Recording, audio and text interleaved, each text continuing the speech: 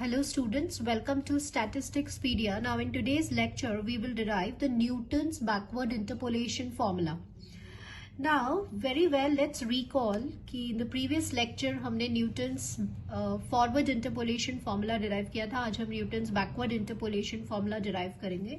And the formula for the Newton's backward is this. Now we need to understand only one concept जिससे ये derivation आपका easily derive हो जाएगा. Now what I told you. So students, let's recall first the Newton's forward interpolation. Now in first of all Newton's forward interpolation derive करने के लिए you don't have to remember this formula.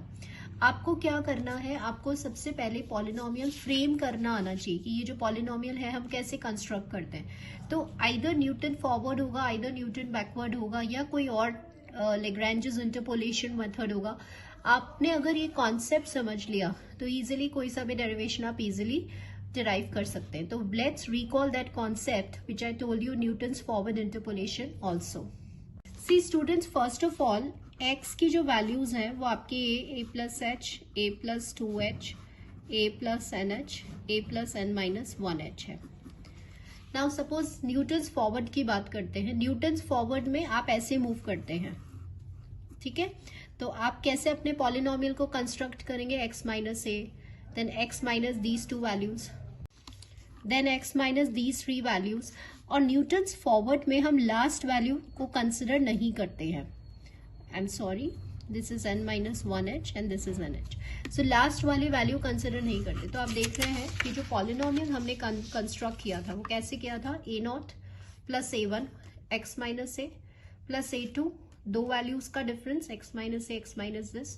और कहाँ तक गए थे हम, last a minus n minus 1h. ठीक है, तो आप ऐसे मूव करेंगे. And always remember Newton's forward में आपके जो फॉर्मूला होता है वो ए फर्स्ट टर्म पे बेस्ड होता है, ठीक है, क्योंकि आप शुरुआत यहाँ से कर रहे हैं. तो जो स्टार्टिंग पॉइंट है वो आपके फॉर्मूले में आता है, like f of a, del of f a, del square f and so on. ठीक है, अगर आपको ये पॉइंट समझ में आ गया तो न्यूटन्स बैकवर्ड हम इजीली कंस्ट्रक्ट कर सकते हैं. उसका जो पॉलिनोमियल है वो इजीली बना सकते हैं. देखिए कैसे. In both these formulas what is common. Common क्या है कि ये जो डिफरेंसेस है वो इक्वली स्पेस्ड है. h जो है वो इक्वली स्पेस्ड इंटरवल पे है. बैकवर्ड मतलब अब आप कहाँ से चलेंगे, लास्ट वाली टर्म से ऐसे जाएंगे. ठीक है, तो अब आपका जो भी फॉर्मूला होगा, कहाँ से शुरुआत करी आपने, ये आपका स्टार्टिंग पॉइंट है. तो आप देखेंगे कि न्यूटन्स बैकवर्ड फॉर्मूले में आप जब एक्सप्रेस कर रहे हैं अपनी टर्म्स को तो लास्ट टर्म के फॉर्म में आ रहा है. कैसे आ रहा है, f of a plus n h, then backward difference, then del square f of a plus n h and so on. ठीक है, तो ये तो आपका फर्स्ट पॉइंट है जो आपको ध्यान रखना है. सेकेंडली, जब आप बैकवर्ड यहां से शुरू करेंगे तो आपको ये वाला पॉइंट छोड़ना है.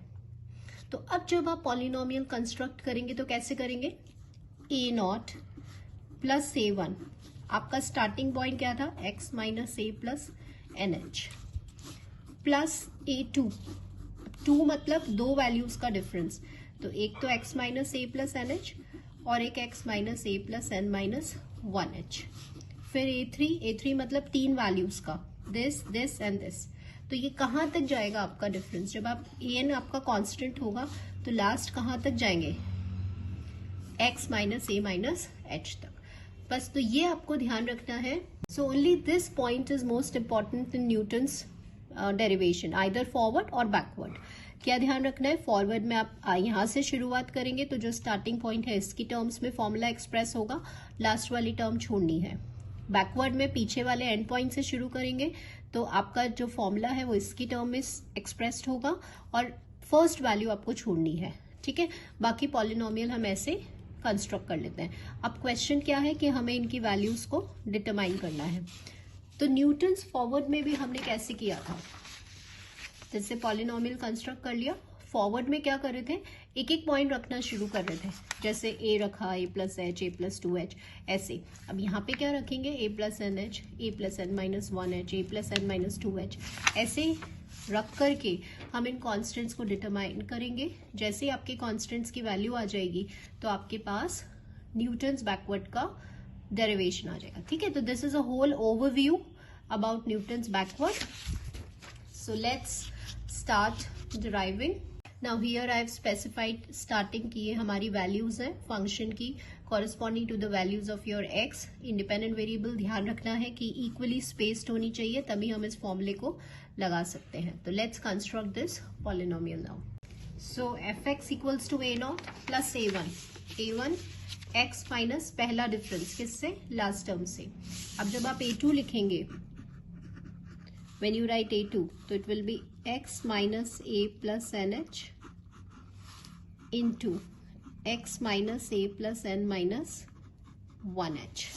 दो वैल्यूज का डिफरेंस हो जाएगा. जब a3 लिखोगे तो दिस वैल्यू और इसके ऊपर वाली वैल्यू का डिफरेंस हो जाएगा. So here we have written, ध्यान रखना है कि जब आप लास्ट कांस्टेंट लिखेंगे यहाँ पे फर्स्ट वैल्यू नहीं लिखनी है, मतलब आपका डिफरेंस सिर्फ कहाँ तक जाएगा, a प्लस एच तक. तो देखिए x माइनस ए प्लस एच. अब एक एक करके इन कॉन्स्टेंट्स को डिटरमाइन करना है. तो कैसे करते हैं, जहां से आपने स्टार्ट किया था, जो आपका स्टार्टिंग पॉइंट था, वो वैल्यू आपको पुट करनी है. तो आप सबसे पहले क्या करेंगे, पुट करेंगे x equals to a plus n h 1 polynomial के अंदर. Then what we will get, देखिए ध्यान रखना है कि लेफ्ट हैंड साइड में भी वैल्यू आएगी. तो f of a plus n h हो गया equals to a not. Now why, यहाँ पे ए प्लस एन एच रखेंगे और रेस्ट ऑफ द वैल्यूज में सारी जीरो हो जाएंगी. And this is the first constant which we obtained. Likewise अब सिमिलरली आपको ए1 निकालना है. तो अब ऐसे हम सारी वैल्यूज रखते जाएंगे. अब इसके ऊपर वाली ए प्लस एन माइनस 1h है, तो इसको हम यहाँ पे सब्सटीट्यूट करेंगे. Now here we have substituted this value. आपने जब यहाँ पे इक्वेशन नंबर 1 में पुट करा a plus n minus 1h, तो आप देख रहे हैं जब आप यहाँ पे पुट करेंगे a plus n minus 1h, तो ये सारी टर्म्स इसके बाद वाली सारी जीरो हो जाएंगी. तो आपको a1 कांस्टेंट मिल जाएगा. कैसे, आपने सिंपली पुट किया x की प्लेस पे, थोड़ा सा हमने सिंप्लीफाई किया तो ये आ गया. नाउ सेम टर्म, देखिए बैकवर्ड डिफरेंस में क्या होता है, फॉरवर्ड मतलब आगे वाली term minus same term, backward मतलब अभी आप यहाँ खड़े तो आप पीछे जा रहे हैं, तो this term minus this term. तो देखिए f of a plus n h minus f of a plus n minus 1h, same term और उसके पीछे वाली टर्म. तो ये बैकवर्ड डिफरेंस हो गया. किसका हो गया, इस वाली टर्म का, क्योंकि आप यहाँ खड़े हैं और उससे पीछे जा रहे हैं. तो a1 की वैल्यू हो गई है. अब हम नेक्स्ट पॉइंट पुट करेंगे, a plus n minus 1h के पहले के पीछे वाला पॉइंट क्या होगा, a plus n minus 2h. तो यहाँ हम x equals to a plus n minus 2h जब पुट करेंगे तो हमें कौन सा कांस्टेंट मिल जाएगा, a2 मिल जाएगा, क्योंकि a3 वाली सारी टर्म्स क्या हो जाएंगी, वैनिश हो जाएंगी. तो चलिए a2 निकालते हैं. Now see students what we did, x equals to a plus n minus 2h जब आप पुट करेंगे, थोड़ा सा हम वैल्यूज को जब इक्वेशन नंबर 1 में रख के सिंप्लीफाई करेंगे, तो this is the last value which we got. यहाँ पे हमने a नॉट और a1 दोनों की वैल्यू सब्सटीट्यूट किया है. नाउ बैकवर्ड डिफरेंस का फॉर्मूला थोड़ा सा हमने यहाँ पे पुट किया है, और ये जो ट्वाइस आ रहे थे उसको स्प्लिट कर दिया, ब्रेक कर दिया. ठीक है, 2 आ रहा है तो उसको 2 बार लिख दिया. अब देखिए ये फॉर्मूला जो बनेगा, सेम टर्म माइनस पीछे वाली टर्म हो गई तो बैकवर्ड डिफरेंस हो गया. ऐसे ही सेम टर्म माइनस पीछे वाली टर्म, तो ये बैकवर्ड डिफरेंस हो गया. तो ये आपका डेल स्क्वायर हो गया. तो आपका a2 आ गया. अब हमें आगे सॉल्व करने की जरूरत नहीं है, जस्ट बाय ऑब्जर्वेशन हम बाकी कॉन्स्टेंट्स इजिली डिटरमाइन कर सकते हैं. जब a2 था तब डेल स्क्वायर आ रहा था, मतलब बैकवर्ड डिफरेंस. a3 होगा तो बैकवर्ड डिफरेंस आएगा.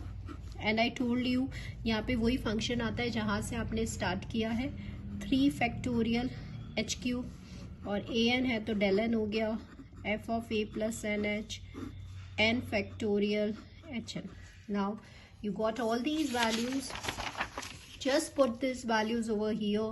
जैसे ही हम सब्सटीट्यूट करेंगे हमारा न्यूटन्स बैकवर्ड इंटरपोलेशन का ये जो एक्सप्रेशन है वो डिराइव हो जाएगा. ठीक है.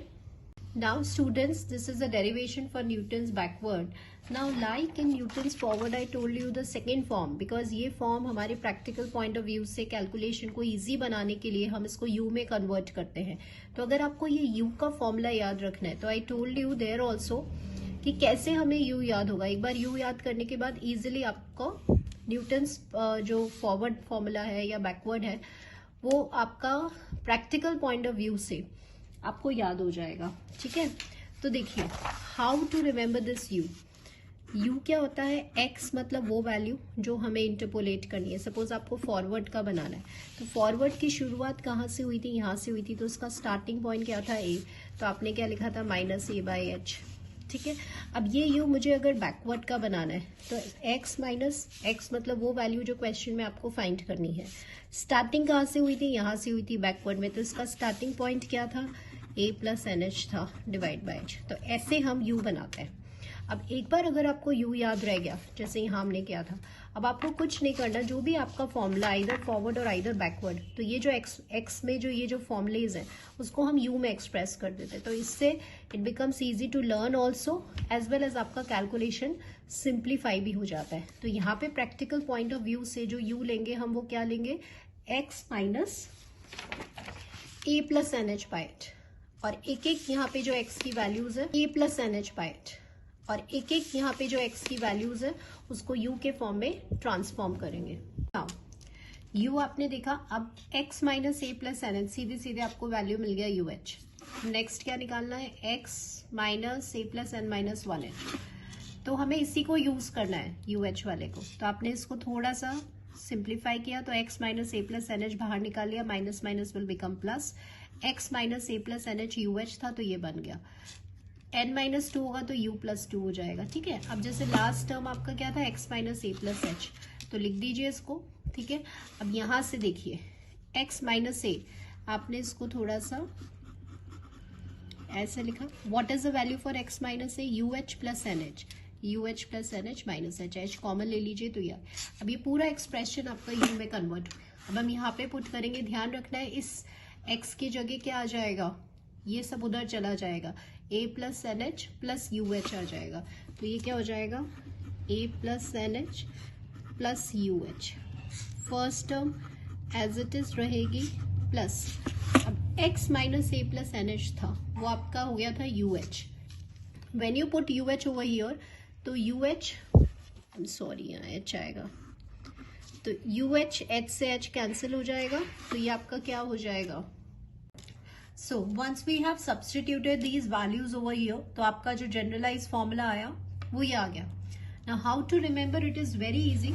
Now once you see the second form, like Newton's, अगर हम इसकी बात करते हैं फॉरवर्ड की, तो देखिए आपका फॉर्मूला कैसे बन रहा था, f(a) + u, क्योंकि आपका ये स्टार्टिंग पॉइंट था, u -1 del² f(a/2 factorial plus u -1 u -2 del³ f(a/3 factorial and so on. This is Newton's forward. Now अगर Newton's backward लेना है तो बैकवर्ड का स्टार्टिंग पॉइंट क्या था, f(a + NH + u), फॉरवर्ड की जगह बैकवर्ड हो जाएगा, then starting point plus u, यहाँ माइनस आ रहा था यहाँ प्लस कर दीजिए, फॉरवर्ड है तो बैकवर्ड कर दीजिए, starting point by 2 factorial plus u, यहाँ u -1 था, make it u + 1 u + 2, then del³ f(a + NH) by 3 factorial and so on. So now it becomes easy to, hope now you very well know how to remember the formula from the practical point of view also, as well as how to construct this polynomial for Newton's forward as well as for Newton's backward.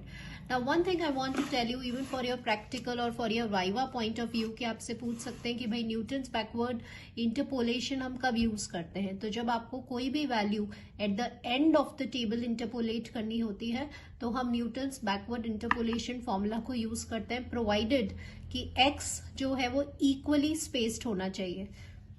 Now suppose if this is a question which is given to us and you have to interpolate the value 1925. Now 1925 lies somewhere over here. तो सबसे पहले तो आप देखिए equally spaced है कि नहीं, yes it is equally spaced. End of the table में वैल्यू आपको फाइंड आउट करनी है, तो यहाँ हम न्यूटन्स बैकवर्ड इंटरपोलेशन फाइंड करेंगे। तो आपको यहाँ पे बैकवर्ड टेबल कंस्ट्रक्ट करनी है, you can see my videos जहाँ पे है different type of tables, how to construct them. So ऐसे आपको टेबल कंस्ट्रक्ट करनी है and just simply put the values.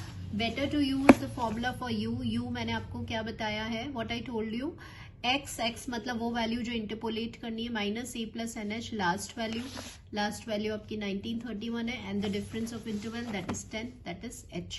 तो आपका ये u आ गया, ठीक है, and this is a formula which we have did just now.